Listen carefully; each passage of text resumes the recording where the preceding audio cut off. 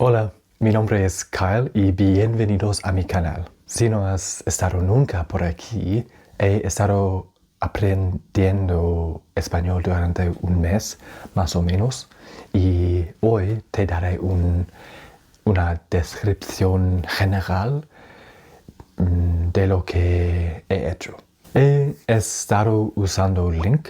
Si no sabes link, puedes ver en la descripción este vídeo y vas a mirar un link ahí a un vídeo en lo que yo hablo sobre link. Voy a hablar en inglés en este video hoy porque eso es más fácil y pensé que sería una buena oportunidad hablar sobre lo que es más importante hacer si eres un principiante en el aprendizaje de un idioma, y también te miraré mis estadísticas en el uplink sobre español. Vale, empecemos. Whenever I do language learning videos, there's always someone in the comments that asks me or messages me on Instagram asking me, how did you learn X language? And in this case, I actually have an answer for you now with Spanish, because I'm partnering with Link, so I'm using the Link app exclusively, which is not really that big of a deal because that's what I do anyway. So I wanted to show you exactly what I've been doing, what I've done in one place. So what I did was I created this Canva document, which is linked in the description. So you can follow exactly what I did to learn Spanish at the end of this challenge, or you can follow along with me by joining the challenges that are posted on Link. So what I'm going to show you now is a brief overview of this document. I've already covered it before, so I won't go into too much detail about it, but this is what it will look like. And if you want to join me in learning Spanish, or at any time if you're seeing this video in the future, it should be already all prepared for you to do. Now, it comes to my attention a lot because of the questions I get asked that a lot of people find it difficult to actually use Link. So what I did recently was I created a new guide for you to follow. So it's one thing to be able to know what all the tools are, but in this video I'm going to show you how I actually use them to learn Spanish.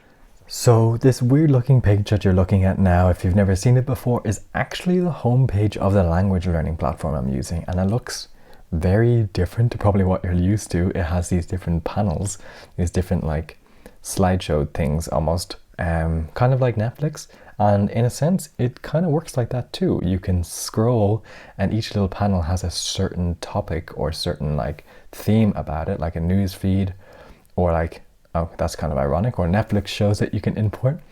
But basically you can just kind of scroll and pick what you want to learn, and I think that is absolutely fantastic in such a language learning platform, because at least if you're like me, I like the freedom. I like actually just absorbing content, because that's the key. You gotta absorb as much as you want to, as much as you can. For example, I really like science, so as you can see, I looked up science before, and let's have a look at what comes up. There we go.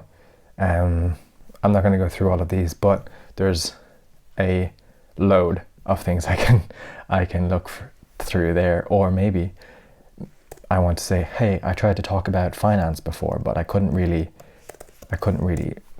didn't have any vocab for that, so I just look up finance, and then boom, I have all of these lessons that I can look through and look at the amount of words that are new for here for me. That's insane that you can just really tailor your language learning experience so easily. The next thing you might be asking yourself is, okay, if I see a blue word and then I save it as a guess, I have this word now, but how do I actually learn it?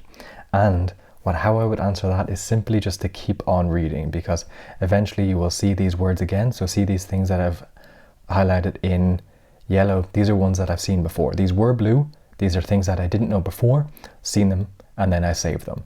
And as you can see, this is a pretty good example of a page here. Certain words are just single words, but as you can see here, I actually saved multiple words in a row. So a phrase, basically. Por si acaso. Por si acaso. So in case of, on the off chance, just in case. So stuff like this is what I really try and look for in Spanish. And it really, really helps to like get familiar with these phrases. So words that really appear together.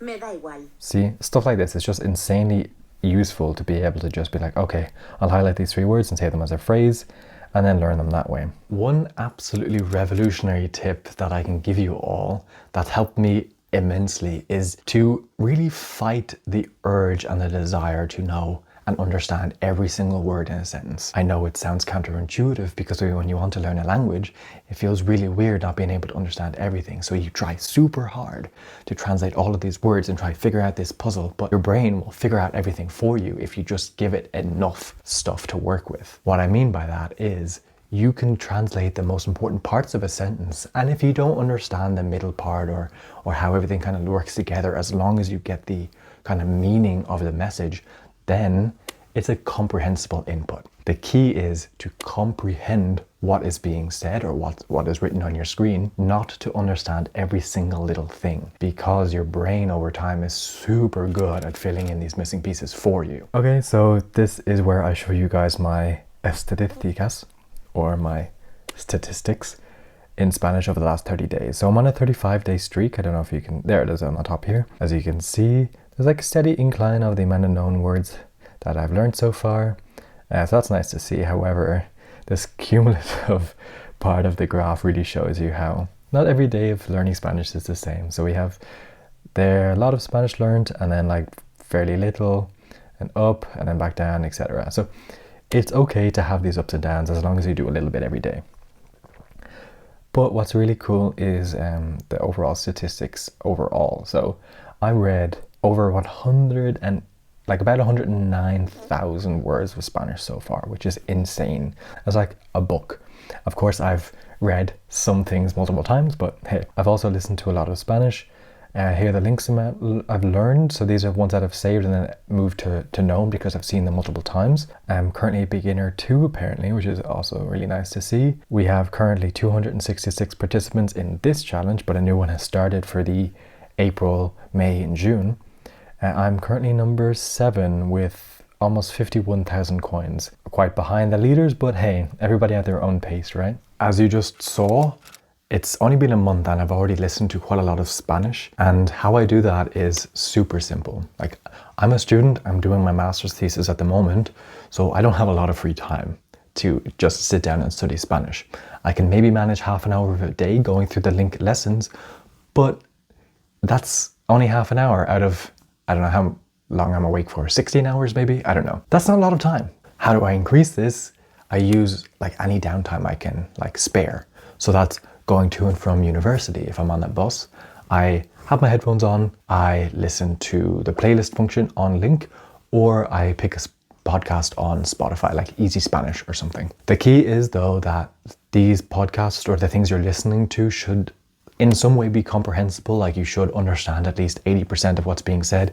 If not, your brain is like, no, that's just noise, let's tune that out. So really important that you pick something like at your level, which Link is really good at because you can see the percentage of words you don't know, etc. in a lesson. So that's really, really important. You can use your downtime, and that's super undervalued in the language learning community and in general, because if you remember, no, you don't remember, I don't remember, but you all know that as a kid, when you're learning a language, you are constantly surrounded by it. You have no choice but to listen to it like your entire like childhood. So you try and replicate that in adulthood. It's much harder, but it's possible. I do think a lot of you wanted me to speak more Spanish in this video, and I totally understand that. It's quite common on YouTube for people to be able to, okay, I'm gonna say be able to speak or be able to produce a video with them speaking a language after only a really short amount of time. But I want to be real transparent with this on this channel with you guys and say that's not really that reasonable to expect that from yourself or to expect that from anybody here.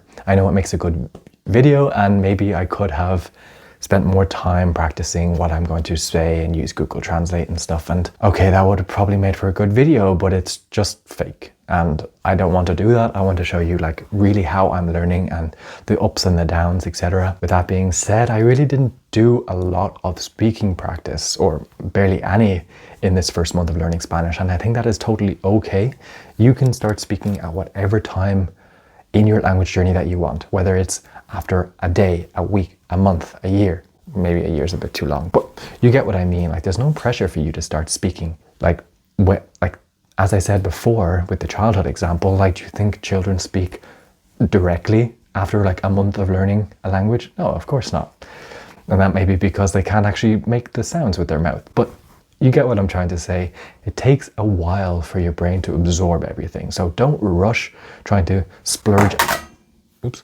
Don't rush trying to like splurge out everything that you're trying to get in before it has time to soak. You gotta wait for it to consolidate in your brain before trying to produce it. Otherwise you're gonna make mistakes. It really helps with your accent as well if you don't try and rush to speak and let your brain get used to all the sounds and the patterns of the language before you try and produce it. It is important that I do eventually start practicing my speaking in Spanish, because that is something that I can more easily show on YouTube than me being able to read and understand Spanish. So in this regard, I will be trying to up my Spanish speaking practice in the future. If you want to follow me on TikTok, I'm going to be producing more videos on there where I can do more short form speaking content in Spanish and answer your questions.